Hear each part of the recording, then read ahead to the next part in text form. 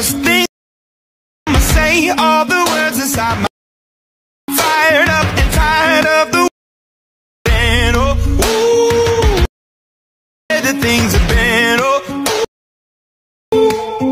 Hello viewers, welcome back to our new video. তো প্রিভিউতে আপনারা যে ভিডিওটি দেখতে পেলেন, আজ আমরা সেই ভিডিওটি এডিট করতে চলেছি। তো এডিট করব আমরা ক্যাপকাট দিয়ে। তো চলুন বেশি কথা না বাড়িয়ে আজকের মূল ভিডিওটি শুরু করি। Let's start.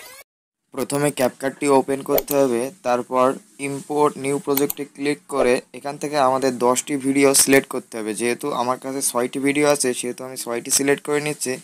পরবর্তীতে কোনো একটি ভিডিও বা 2টি ভিডিও দুবার ইউজ করে নেব। তো সিলেক্ট করে অ্যাড করে দিলাম। এবার ভিডিওর অডিওটা মিউট অপশানে চাপ দিয়ে মিউট করে দিলাম। এবার দেখতে হবে যে আমাদের ভিডিওর সবগুলি মিউট হয়েছে কিনা সাউন্ড। সেক্ষেত্রে আমি সেকেন্ড ভিডিওর দিকে যাচ্ছি, সেকেন্ড ভিডিওটা দেখার জন্য যে সেকেন্ড ভিডিওটার সাউন্ডও মিউট হয়েছে কিনা। সেকেন্ড অপশানে ক্লিক করে ভলিউম অপশানে গেলাম, মাইক ভলিউমে ক্লিক করে হ্যাঁ হয়েছে। তো আবার আমাদেরকে প্রথমে চলে আসতে হবে।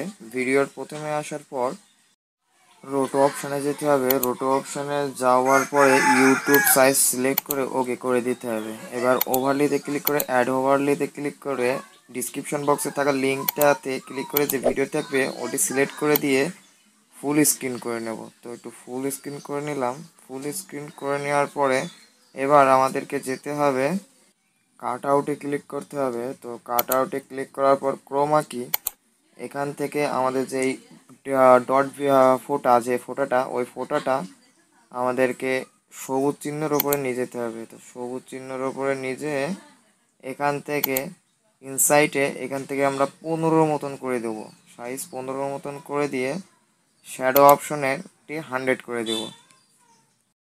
100 করে দিয়ে এবার ওকেতে ক্লিক করে এবার আমরা ভিডিওটি চালিয়ে দেখবো যে কেমন হয়েছে।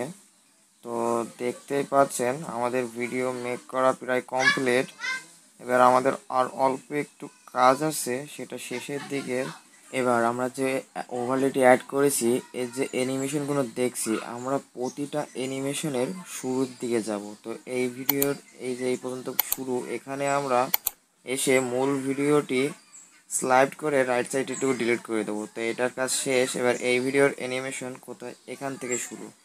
তো এই পর্যন্ত এসে আমরা মূল ভিডিওটি স্লাইড করে স্লাইড করে রাইট সাইডে একটু ডিলিট করে দেবো।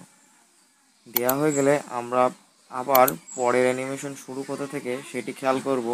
তো পরের অ্যানিমেশন শুরু হচ্ছে আমাদের এখান থেকে এই বরাবর। তো আমরা এই বরাবর আবার আসবো, একটু আপনারা ভালো করে খেয়াল করে নেবেন। শুরুতেই দিলে ভিডিওটি দেখতে সুন্দর হবে। তো এই বরাবর শুরু।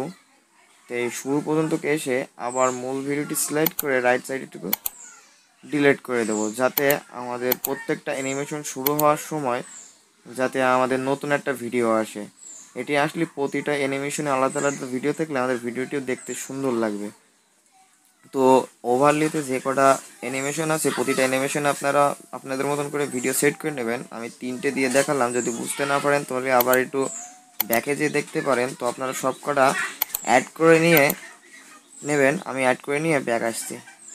আমার সবকটি অ্যানিমেশনে ভিডিও সেট করা শেষ। এবার আমরা ভিডিওটি এক্সপোর্ট করবো, তার জন্য এক্সপোর্ট অপশানে চাপ দিয়ে ভিডিওটা এক্সপোর্ট করে নিচ্ছি।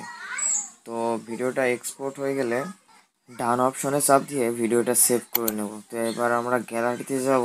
গ্যালারিতে যে দেখবো যে আমাদের ভিডিওটি কেমন হয়েছে। তো গ্যালারিতে গেলাম, মাত্র এক্সপোর্ট করা ভিডিওটা এবার প্লে করছি। তো এই দেখুন প্লে হচ্ছে।